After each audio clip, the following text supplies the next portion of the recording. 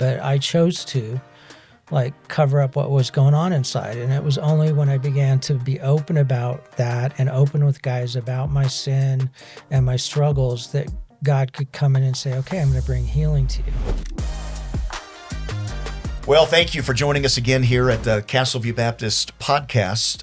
This weekend at our church, we've been going through a trending series, and we started with pro-life a couple of months ago.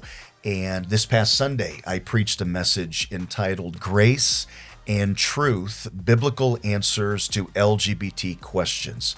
And today we've got a very special guest with us, Jeff Johnston. He works with Focus on the Family, and he has been, and he'll tell the story in just a moment, he has experience with this lifestyle. He's a Christian, he's married, he's got 3 children, and I think just a really interesting perspective of this issue. And so thanks for joining us today. And Jeff, thank you for being here with us this morning. It's an honor to have you today. Hey, thanks. Thanks for having me. Yeah. Can you tell us just maybe a little bit of background here? What do you do with Focus? You've been there how long? And what is your role there? Sure. I've been with Focus 17 years. I'm a writer and a speaker. I had a boss once said that we're writers, thinkers, and talkers. So that's a lot of what I do. I write for the Daily Citizen, which is our culture and policy outlet, and I cover issues, everything from the LGBT issue to what's going on in education and parental rights to just other cultural issues like life and religious freedom. And we try to educate our readers, give them a Christian worldview on these issues, and then point them to resources when they need help. And then also, we want people to engage on these issues. Christians should be involved, whether it's the local school district or state elections, federal elections. In some way, we want people to get engaged in what's happening in the culture. And then I also research those issues for Focus. So if we're having a broadcast guest or there's a book and they want me to look at it, I review it for Focus for orthodoxy purposes and then research other issues for them as needed. Okay. How long have you been with them? 17 years. 17 years. Yeah. Okay. And what is it that gives you, you're working with LGBT issues there. You just said you've gender identities you've worked with, LGBT issues you work with there as well. Yeah. What's your background? What gives you the experience to be able to speak into those issues? Well, a number of different things kind of put me in a place where I can do this kind of work. First of all, there's my own story. I grew up in a Christian home, very conservative, probably more conservative than Baptists even. Plymouth Brethren, I don't know if you've heard of them, but yes, sir. No pastors. They were just elders and lay leaders, and a lot of emphasis on knowing the Bible, memorizing the Word, studying it, understanding it. Evangelism was a huge emphasis, and then a lot of emphasis on doing the Word. And growing up, I was pretty much the good kid. My mom said by the time I was about 2, I knew what's the right thing to do, and I would try to do it. Part of that was watching my older sister get in trouble, and then, I didn't want to get in trouble.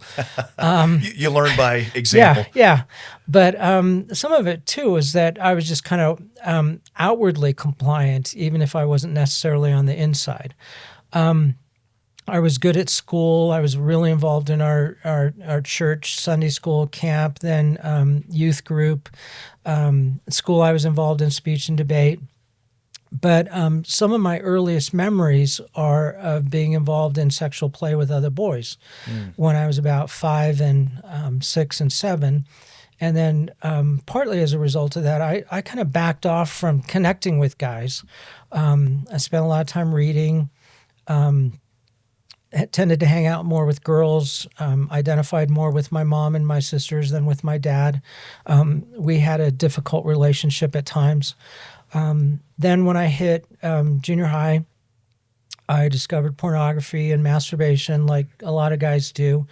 And for me, my attractions in the pornography began to turn towards the men. And that was pretty horrifying for me because I believed what the Bible said. I knew what the Bible said. I knew that God created us male and female. I knew that in Genesis that he designed marriage to be between a husband and wife. I wanted a family. I wanted to obey God, and yet here I was with this struggle. And so I did what a lot of kids do. I just hid it and didn't tell anyone about it. This was in the mid-'70s. Nobody was talking about this kind of stuff back then, especially in the church. I'd never heard anyone preach on this kind of stuff except sort of to condemn kind of sexuality in general, which wasn't very healthy either. But so I struggled for a long time. I still tried to be the good kid. I spent a year in Bible training and then went in missions training and then went to Australia for 2 years with a team where we worked with a church. And then when I came back, I was working with a youth group at a church in San Diego. And the youth pastor invited me to a conference called Hope and Healing for the Homosexual. And I was terrified to go to something like that. At this point, nobody suspects anything, knows anything? I had told two people. One was a counselor, and then the other one was a good friend. I hadn't told anyone else. As far as suspecting, I'm not a lumberjack. So I wasn't a jock, so, I hung out with girls all of the time. I'm sure some people might have suspected something was going on, but I tried to keep it pretty hidden. And it was at that conference I heard a guy talk, Andy Comiskey. He has an international ministry now to people leaving, not just leaving homosexuality, dealing with all kinds of sexual and relational brokenness. And that was the first time I ever heard anyone talk about, first of all, leaving homosexuality, and then that there might be some factors that had played into the development of this sin issue in my life. And so within a week of that conference, I was seeing a counselor, I was reading books, I was going to a support group. I was still pretty compulsive about doing the right thing all the time. So I just dove right in. I went to a conference. There was a national group at the time called Exodus, and I went to that conference. And God did a lot. Especially through all those different venues. But I was still pretty tightly wound up and still struggling a lot. When you say struggling, were you practicing a homosexual lifestyle at that point, or just same-sex attracted? Practicing is an interesting word, because if you're looking at pornography pretty regularly and masturbating to it, you are, you're changing the neural pathways in your brain, and so you're cutting grooves in your mind that can go pretty deep. Even if you're not connecting with other people. And there were times where I'd come close to connecting with somebody, and then I would pull away before anything happened, which that's not a healthy pattern. But a lot of it at that point was struggling with pornography and masturbation and just these deep desires for connection and for affection and touch and love from a man. I was going to a group called Homosexuals Anonymous, which is a 14-step group. They add a couple extra steps because you don't stand up and say, "Hey, I'm Jeff and I'm gay." Actually, the first week I got there, the step we were in was we came to see that this was a false identity. And for me, it was like God just, I don't know if you have these moments, kind of aha moments, or where God just rips your heart open, or, it's like he stabs you with this truth, and all of a sudden it's like, wow, I never saw that before. But I had spent a lot of years focusing on not being gay, on not thinking that way, not doing this. And there's a principle of focus where you tend to become like what you focus on, whether it's out of love or out of hate or even out of denial like that. And so I was moving towards that even though I didn't want to. It's kind of the same with dieting. I won't eat chocolate. I won't eat caramel. Chocolate. You're still, everything you're not supposed to eat. Salty stuff. Sure. That became the focus of your attention. Yeah. So that first week, the whole idea of just, wait a minute, this isn't who I am. And then the week after that, the step had to do with joining the rest of God's heterosexual creation, male and female. And it's like, oh, that's who I am. a man made in the image of God. And that hit home deeply, but I still didn't really know how to do it. And I was still kind of stuck. So I'd been doing this for about 2 years. And then I got involved with a guy from the group, sexually involved. And honestly, it was kind of gut-wrenching. And I felt for a month like somebody had just kicked me in the stomach. But also there was just this huge relief. Like, I was so tired of fighting. I was exhausted. And it felt good. There was just this turmoil inside too. It's like, why am I doing this? I know all this stuff. And then that relationship ended, and I started picking up guys at clubs. It's not like it was every weekend or something, but it was enough that it was scary and unhealthy. This was the 80s. You couldn't open a newspaper without reading about AIDS. And yet I was doing things, that were not smart. And finally, I just kind of came to the end of myself, and I said, okay, I'm going to go back and follow Christ, even if these feelings never go away. And so I went to another Exodus conference, and that was an interesting event because I felt like the whole week God was telling me to go ask this woman to pray for me. And I put it off until the end of the conference. And Saturday I went up to her and said, hey, can you pray for me? And she started praying. And she said, I think this is going to take a little longer. Can you drive up to Long Beach from San Diego and we'll pray for you at my house? She and her husband were pastors. She was a worship leader. So I went up there. And in the meantime, I had met this guy. And I thought, he's it, He's handsome. He's athletic. He's artistic. He's smart. And I was torn between this weird kind of black and white thinking. Either I'm going to lead him to the Lord, or I'm going to start a relationship with him, which is kind of, there's a lot in between there. Yeah, for sure. So, but I was still you're wrestling. Yeah, at this point of your life. Yeah. How old are you at this time?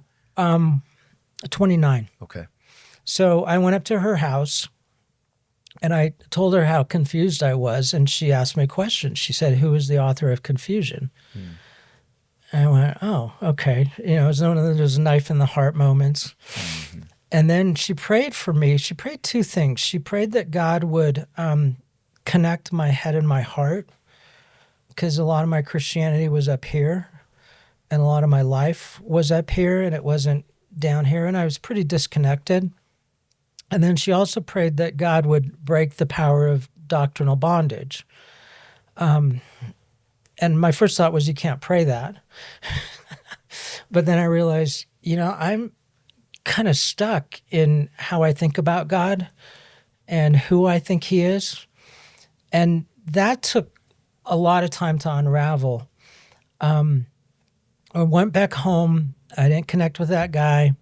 I said, okay, I know all this stuff up here, but I also know that homosexuality is relational. It's a relational issue. It's a relational brokenness.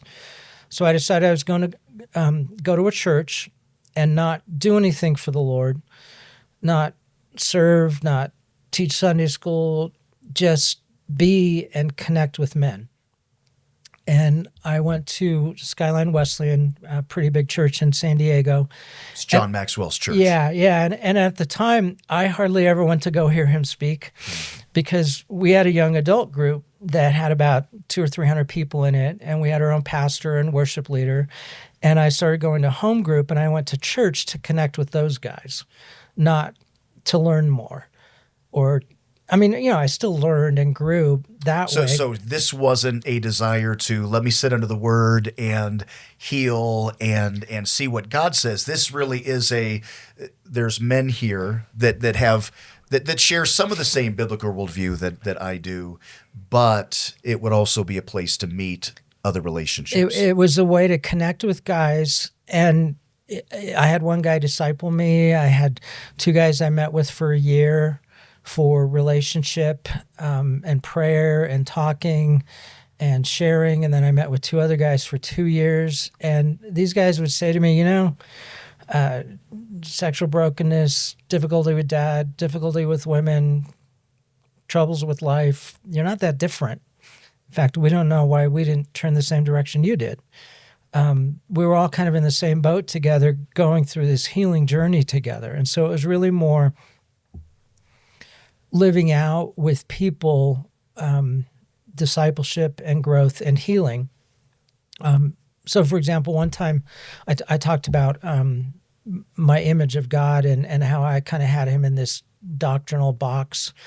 The guy that was discipling me gave me a sheet of paper, and he said, I want you to write down who God is.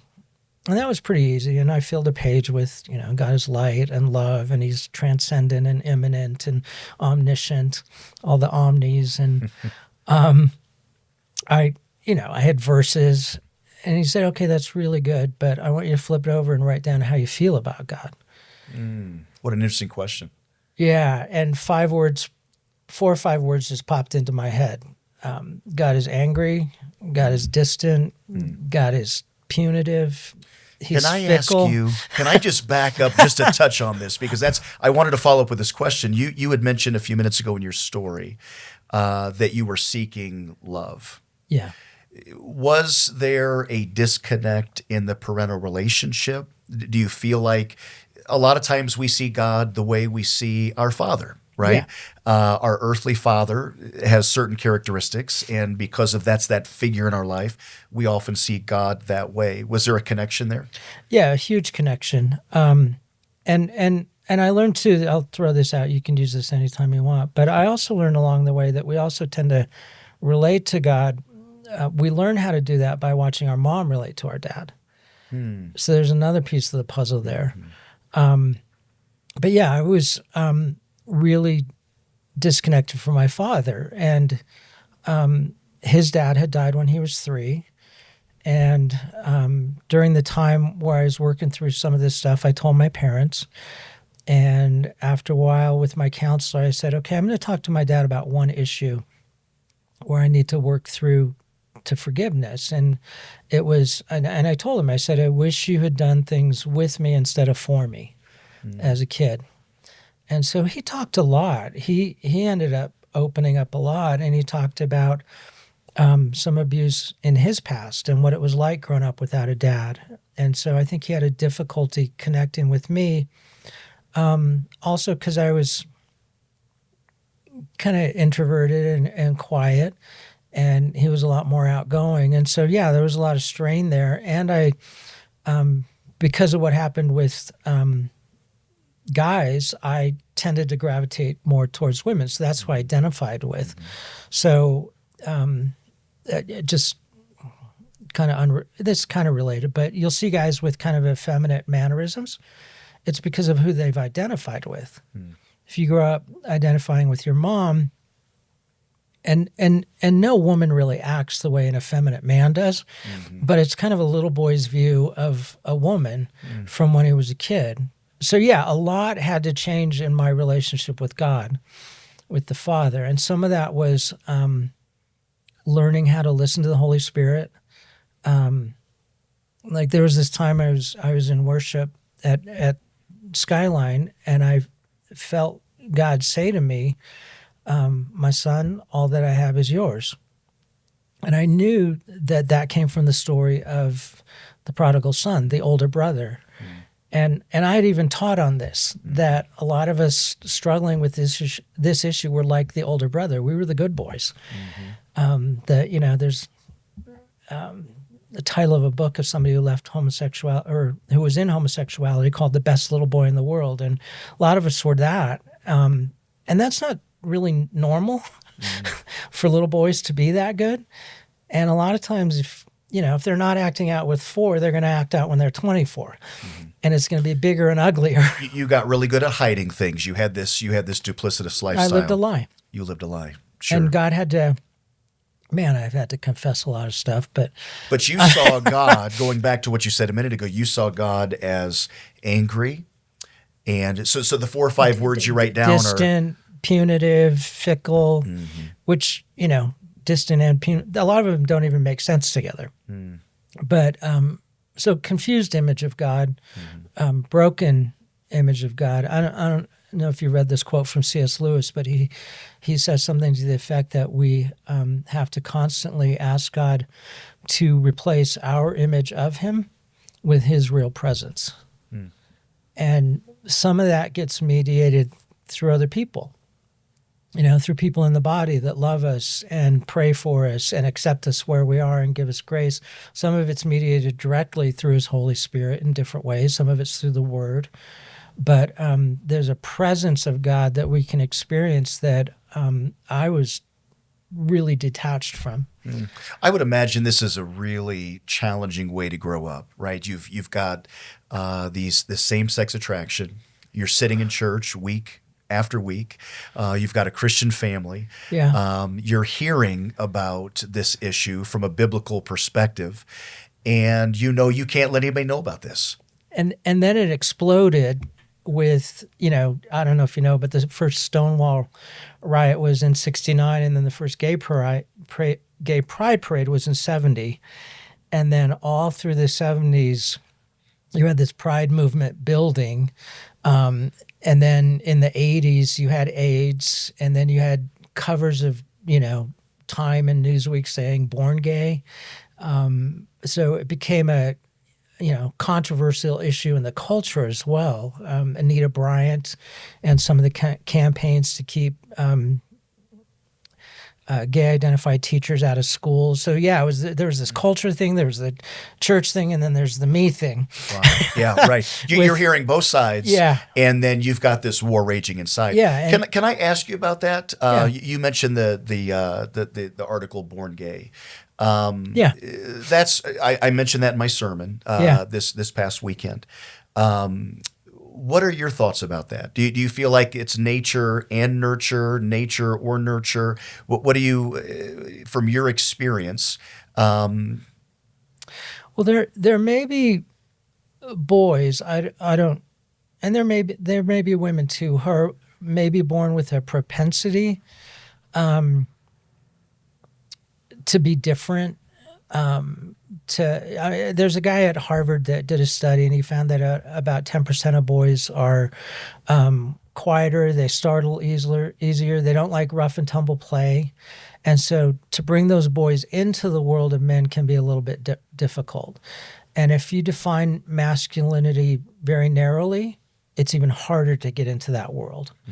So in some ways, I think our world has to broaden how we think about men and who men are, that they're artists and writers and thinkers and musicians and creators and not just, jocks and football players. There's boys who have a harder time entering that world, and that's a personality thing. And then you spoke about this in your sermon. We all have inborn sin. And we struggle with different things as a result of that. Throughout the 80s and 90s, researchers tried really hard to find a genetic component to homosexuality. They looked at genes, they looked at twin studies, they looked at brain studies, they looked at goofy stuff like finger length and something called ear clicking. It has to do with the way women especially hear things. I didn't really understand that study, but they were never able to find a genetic component, or if they did, they looked at uncles, gay uncles. Why do you think that was such a focus? Because there is a growing sentiment of, well, I was born this way. So why do you think that was such a push? And I think that was huge in the 80s and 90s, especially because if you're born this way, you can't help it, and that is who you are. And at the same time, you had this whole shift in thinking for the last 150 years about how we think about homosexuality. Before the late 1800s, it was a behavior and a sin. Then with the invention of the word homosexual, it began to be more of an illness and an identity. It's a person. It's not a behavior. It's a person now. And we talked about that in the sermon. Yeah, ontology. It's like who your very being. Okay, so who are you to tell me that it would be like being racist, right? You're looking at a group of people that they were born, whether it was a certain gender, whether it was a certain race or whatever, it's inborn. And so the argument becomes, well, if I was born this way, then you are just like a racist would be. You're discriminating against a group of people. And if you have a little boy who's longing for connection with men and longing for connection with the world of boys, which is sort of where he's supposed to be, not sort of, it is where he's supposed to be, then it's easy to see how when a guy becomes more sexualized as an adolescent and as an adult, that he'll look back on that time and think, oh, I was always this way. I always had this hunger for men. But the hunger isn't sexual when you're 5 years old. Or if it is, there's a real problem. Yeah, you sure, know? Sure. And it's not sexual when you're 8 and you want to hang out with the guys. And so there's a lot of loneliness, and the whole identity question comes into it. Did that situation come into play, though, for you? You mentioned an experience when you were 5 or 6 years old with boys. Several different experiences. I think that caused me to draw back from connecting because I didn't want to have that happen anymore. Were those also 5 or 6-year-old boys, or were those older boys? They were boys my age. And looking back, I can see that several of them had been exposed to pornography. So I kind of shut down. I would connect with guys, but it would be very superficial. What role do you think that played in all of this? This experience at 5 or 6 years of age, do you feel like that sets you on a trajectory towards same-sex attraction? Yeah, there's a verse in Song of Solomon, do not arouse love before its time. And so when somebody's sexualized as a kid, you've aroused something that wasn't supposed to be aroused. And so that, depending on how they respond to it, all this, it's not cause and effect. We're humans, we make decisions. I've heard of people who have gone through sexual experiences and they said, nah, I'm not going to take on board that shame and that identity. And, with God's grace, they didn't. And, they moved on from it. But some people get stuck in that. I remember in junior high, I would look back at those events and think, okay, does that make me gay? And I would kind of rehearse them. And it brought into question, though, something in your mind that should have never been there. It introduced something to you. Yeah, it aroused feelings, longings that aren't supposed to be there. And then you fuel that with the desire to connect with guys, which is perfectly normal. I mean, boys play with boys when they're 6, 7, 8, 9. That's what they're supposed to do. They're supposed to bond and compete and fight and connect with each other. And then you have somebody who never gets that. That can be a contributing factor for a lot of people. The other thing about being born gay, it was a nice narrative for a political movement that, hey, these people are born that way. These people, I shouldn't say it that way. But anyway, you know what I mean? That, right. Yeah, they're born that way. And it's interesting that more recently you have people saying it doesn't matter. And they're acknowledging that there's no real evidence for that. And when they say it doesn't matter, what they mean is you should be or be in a relationship with or be sexual with whoever you want to be, and society shouldn't be able to put any parameters on that. So it's gone beyond born gay to it doesn't matter. And you have research. Everything's fair game. And you have researchers like Lisa Diamond saying, there's not a lot of evidence for it being born gay, and and those studies never panned out. Really. In the argument I made in the sermon that you listened to that I preached this past Sunday was it doesn't matter because as a believer, God has held us to a standard, right? And David, Psalm 51, he doesn't look for God to excuse his sin. He says in Psalm 51:5, I was shapen in iniquity. In sin did my mother conceive me. But God, I want you to know, I sinned, right? So at the end of the day, whether or not that was the case, whether someone had a propensity because of their nature, they were born that way, even if that was proven, listen, we're all broken. I mean, from the fall of man, we all have propensity to sin. I can be an angry person just because of the fall, right? But it doesn't allow me to go out and be violent I was born that way. At the end of the day, we would say you have to submit your will and your behavior and your desires to the Lord. Right? Exactly. And then there's things that surround that. Like you mentioned, lying. I didn't have to, but I chose to like cover up what was going on inside. And it was only when I began to be open about that and open with guys about my sin and my struggles that God could come in and say, okay, I'm going to bring healing to you. This is how life happens, through other people, through the Word, through the Holy Spirit, all kinds of different mechanisms. He's really creative that way. But yeah, I had to be open and honest about it all too. Sure. So when does all this come out then? You talked about an experience when you were 29. When does this come out into the open? When do people find out about this? Well, I started telling people right after the conference that I went to in 86. I was 25 years old. At Skyline. Yeah. Yeah, no, this was the conference. I was at another church, Scott Memorial Baptist, and I got invited to that conference. And I heard this guy talk about leaving homosexuality. And that's when I started support groups and counseling. And that's when I began to slowly try to find safe people and tell them. I told my parents.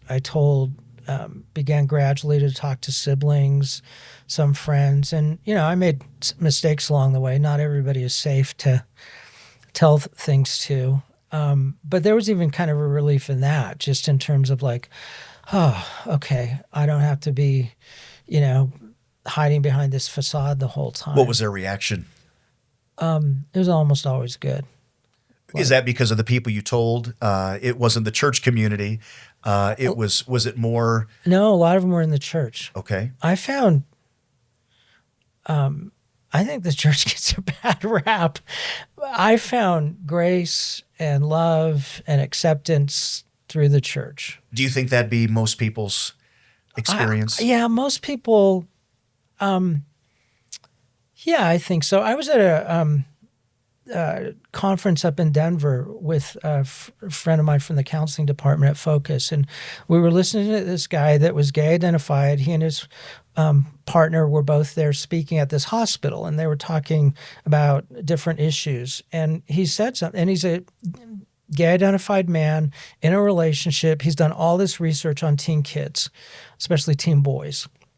And he said something that just my jaw dropped. He said, it's almost always religious families that respond best because their faith tells them they have to love their children. And I just about fell on the floor. And I went up to him afterwards and I said, did you really say this? And he said, yeah, it's people of faith almost always respond best when it's their child because their faith says you have to love your kids. And it's not just that, they're shaped by the love of God. I don't think he understood that part of it. Sure. Can I follow up on that then? I think there's pressure on some parents. A child comes out, whether they're in junior high school or later, and they come to the parents and say, listen, here's where I'm at. I'm struggling with this. Or I'm not struggling with this. This is what I am, right? Yeah, I'm moving into this lifestyle. A lot of parents feel that struggle of, okay, what do I do? How should I handle this? Do we cut off this relationship? Do we continue to have this relationship so that we can have an influence and just simply set boundaries? From your perspective and your experience, what would be the best thing for a parent to do? Well, in any situation, you can't go wrong loving somebody. And like you said, you can't influence somebody if you're not in a relationship with them. Your response is going to be different if it's a little guy who's struggling with their identity. Their mom and dad might need some help in helping that little boy embrace his male body and his male identity and figuring out, maybe there's some things that have gone wrong there and how can we, with the help of a counselor or multitude of counselors, begin to connect dad, especially with this little guy. If it's a teenage boy, stuck in gay pornography, or even I've talked to teen boys who are involved in sexual anonymous sexual encounters already, 14, 15, 16-year-olds. That's going to be a different situation. And some of it's going to depend on what they want, because they're at that point able to make choices. The difficulty is here in Colorado, there's a ban on therapists working with children, minors, to help a young person embrace their bodily reality, if that's what they're struggling with, gender identity issues, or to begin to deal with same-sex attractions and move towards healthy heterosexual relating. There's a ban on that with licensed counselors. So counselors have to be super careful. And there's lawsuits going on. There's a gal in the Springs that's part of a lawsuit that they've appealed to the Supreme Court, because it's really a ban on free speech and religious freedom. I mean, when I was 16, I would have wanted help. And so this law would have kept me from getting that help. So if you're speaking to parents and maybe it's a child, maybe it's someone at junior high, and they're struggling with this, what are some of the things parents can do? I think there are some things that parents need to keep in mind. First of all, when our boys were growing up, we didn't want that experience for them that you had when you were 5 or 6 years old. So our boys didn't go and spend the night at other friends' homes. Matter of fact, we had a situation once that we had a parent come to our house. Our son had gone to their house and said, "Hey, can he come out and play?" And mom said, "Hey, he'll be out in a minute. Come on in." And our son, I think he was 8 or 9 years old, he said, "Yeah, my mom and dad won't let me go in."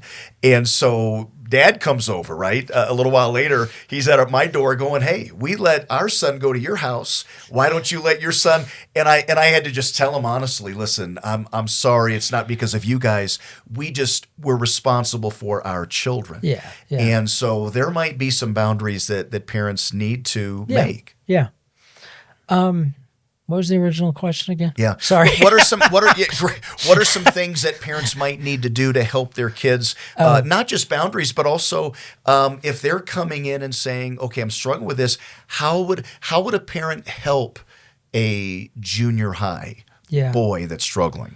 Well, first of all, I'd call Focus on the Family. 1-800-A-FAMILY.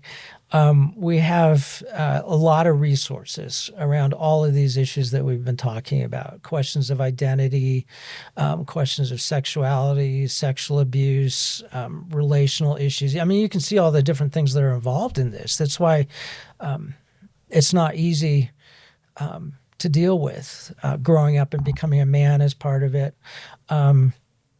So 1-800-A-FAMILY, and we've got both resources you can find online. We have a whole page under our Get Help button called Understanding Homosexuality, and another whole page of transgender resources where we've got books and videos. So you would say it's not enough to say, no, you're not struggling with this. It's a phase. You'll grow out of it. It's okay. First of all, don't flip out. If you've already flipped out, go back and apologize. Because can you explain why that is? Because I think that is, I think it comes from a place of fear in a parent. So you do flip out, and you want them to know this is a serious thing. But I think that's a natural reaction. But why would you say that'd be the wrong reaction? And some people, it's an issue of ego too. I mean, I want my kids to do well, and so it's a reflection on me if they're not. The other thing is, this kid's been struggling maybe for years, and you just found out. So he's had all these months and years to kind of think and come to his conclusions and stuff, and you're just starting. So you need to say, "Hey, give me some time to think. Let me process this." Yeah. And as a parent, we tell parents, get help for yourself. Find some safe people, safe counselors, a pastor, some friends. And then we say start praying really hard. Every church should have a Parents of Prodigals group that is praying for. I'm not telling you what to do, but that's what I think. It's a great idea. Yeah, sure. That there should be a group, and you don't just come and kvetch about what's going on with your kids. You pray, and you spend a lot of time in prayer, and you proclaim the word over them, and you bless them with the word, and you speak truth. But then I think with something like this, part of the issue that we talked about is it's become an identity. Mm-hmm. And so if people believe, if you're not embracing this about me, you're rejecting me. And so some of that needs to be talked through too with young people. Well, this has been a very helpful conversation already with Jeff. We're going to stop the conversation right here. We're not finished. We've got probably another 35 minutes or so in this conversation, and we're going to move that into a part 2. And so thank you for watching so far today. Hey, feel free, if you know someone that they'll be helped by this information, Castleview, share that. Give that to maybe a parent that's going through something like this. Share this information with anyone you think would be helpful. Already, we've got a great conversation, and we look forward to having part 2 of this next week.